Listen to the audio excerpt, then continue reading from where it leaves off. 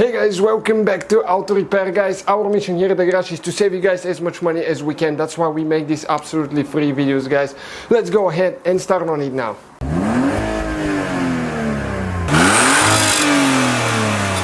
Hey guys, welcome back to Auto Repair, guys. In today's video, guys, we're going to show you how to remove and replace the intake variable timing sensor.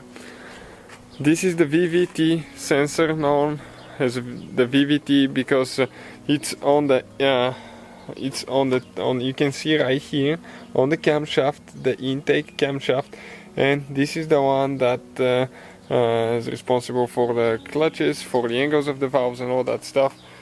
So you have two of them. You have exhaust one on this side, intake on this one. We'll demonstrate in this video how to remove and replace the intake VVT sensor. So stay with us and we'll start on it now.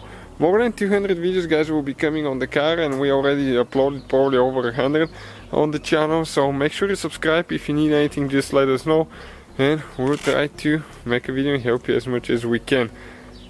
So what we will need to do, we will need to go ahead and open the hood. Okay, and once you open the hood, guys, okay, we have to remove the engine cover right here. So this engine cover has 4 bushings holding it, so you need to grab with 2 hands and just start pulling on it, but careful not to break it. You have to firmly hold it. Okay, and you can see that's the cover. Okay, that's where the bushings go. Okay, 2 and 2 on this side. You can see they go in this right here. So once you remove the engine cover, okay, we need to get a clip remover too, and right here we'll need to disconnect, okay, that clip. Okay, be careful not to break it because it needs to go back in. Now, how you disconnect these hoses, let me show you now. On this side you can see you have 2 places that you squish in, but you need to push in, okay, push on those 2 places and start pulling it out. Okay, like that. We'll just move it to the side, and we don't even need to disconnect it on the bottom side. Next, disconnect the cable, the connector here, by pressing in and pulling out. You can see this is the thing that we pressed in and we pulled it out. Okay, this is the variable valve timing sensor right here, the VVT timing sensor. So this one is with 8mm socket, guys, so we'll just get that one here from the screwdriver. I don't know if we'll be able to do it without the ratchet, depending on how tight it is. Okay, it's probably pretty tight. No, perfect. So we'll go ahead and pull it out now. Okay, this is the bolt right here. Now you have to grab it with your fingers and try to pull straight out without twisting or anything like that. It's very important not to get that thing dirty.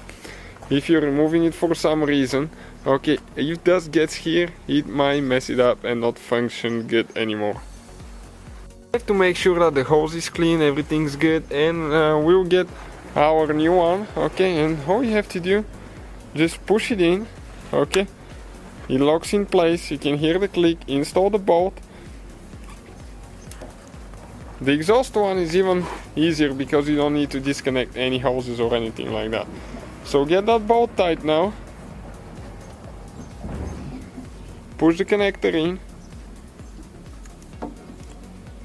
It goes only one certain way. Next you need to connect the hose, that breather hose, but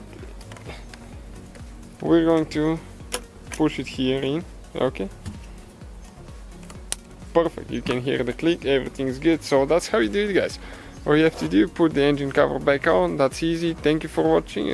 So guys, hopefully the video was helpful. If you have any questions, don't hesitate to let us know. Now check out our YouTube channels, guys. We have more than 19,000 free repair videos that can save you thousands of dollars in future repairs. That's why we make these absolutely free videos. Hopefully the video will be helpful. Thank you for watching. See you guys next time.